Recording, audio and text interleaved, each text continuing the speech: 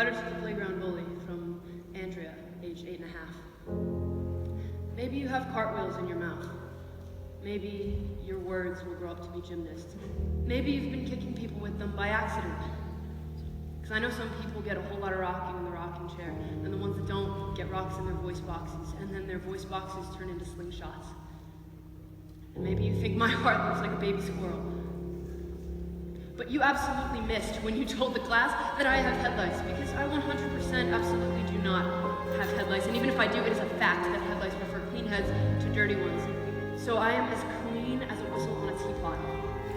You know, my mother says most people, I can blow off kindness with my steam, but my kindness knows that mermaids never ever miss their legs in the water, because there are better ways to get through the ocean than by kicking. So guess what? If I ever have my own team, I am picking everyone first, even the worst kid, even the kid with the stutter like a skipping record, because I know we are all scratched, even if you can't hear it when we speak. You know, my mother says that most people have heartbeats that are knocking on doors that are never going to open.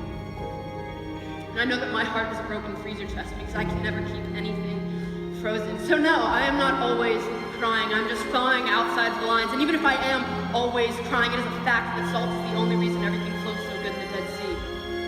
Just because no one ever passes notes to me does not mean that I am not super duper. In fact, my super duper might just be a buoy or a paper boat the next time your nose gets stuck up in the river.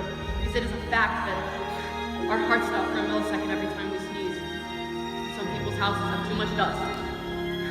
Some people's fathers are like addicts. And I've heard that addicts have monsters in their walls and shaky stairs. I think if I lived in a house with an attic, I'd nightmare a burglar in my safety chest. Or maybe I'd look for rest in the sticks and stones, because my mother says a person can only swallow so much punch before he's drunk on his own fist. But the only drunk I ever knew was sleeping in the alley behind our church, and God turned water into his wine, so even God has bad days.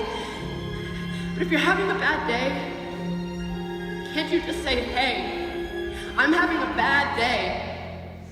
Instead of telling me that I'm stupid, or that I'm poor, or that I dress like a boy, maybe I am a boy and a girl.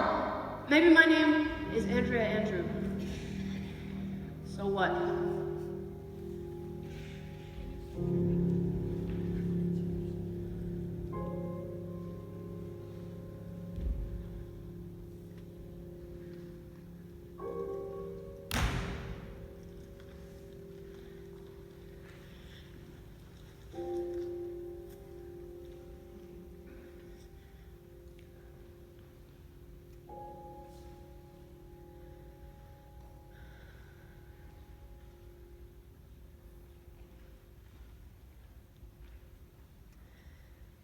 Dear Andrea, you were there for me in some very dark times.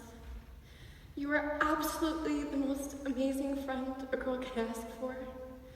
You were always there to tell me that I mattered and that I'm important. Why didn't you let me be there for you? I can't play volleyball anymore. I can't go to church anymore. We did those things together and it just doesn't feel the same without you. I feel like I'm not allowed to enjoy things anymore. Why should I get to have a 17th birthday if you can't? Why should I get to go to prom and have fun with my friends if you can't? Sometimes I feel like I can't even breathe anymore.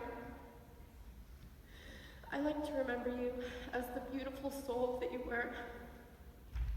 You were so full of love and light. You were always laughing. God, I miss your laugh and the way your eyes squinted when you smiled. I remember for the talent show one year, you went up on stage and you sang a parody of that Kelly Clarkson song for a comedy skit, and it felt like we were just goofing around in your room.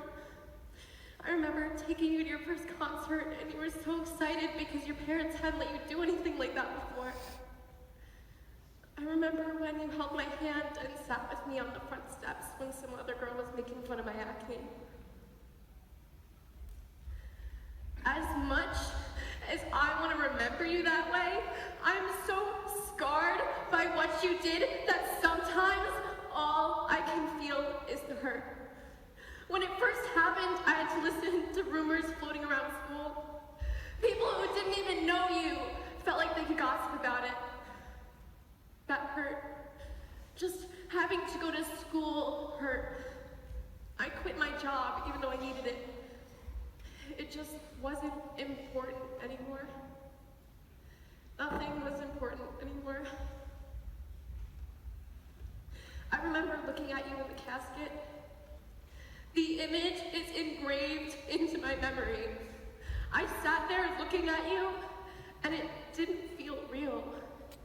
Even now, I visit your grave and I tell you about my life and I keep you up to date with everyone. And it still just doesn't feel real.